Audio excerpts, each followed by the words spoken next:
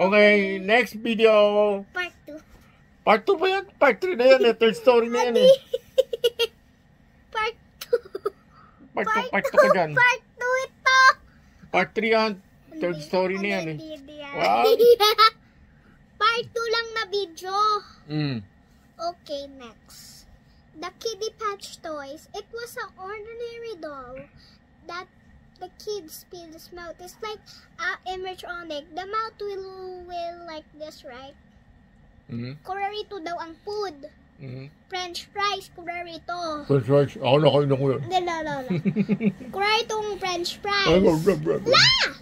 Kurarito daw ang French fries. Tapos, stop! Shut up! Kuраritong French fries. Tapos, French fries. ganito sa bibig ng Kiddy Patch Toys. Tapos nabukas.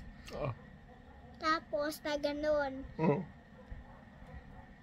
Tapos, ang mga Kiddy Patch Toys na lunok. Tapos napupo sa puwet.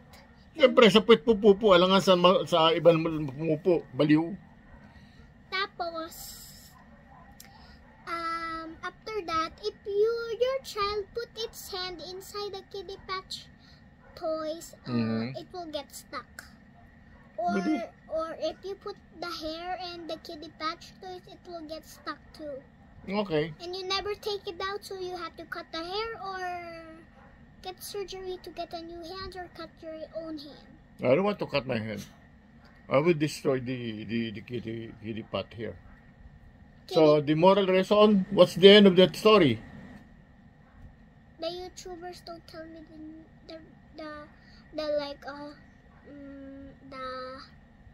Wala naman, walang kwenta eh. Walang katapusan yung YouTuber mo eh.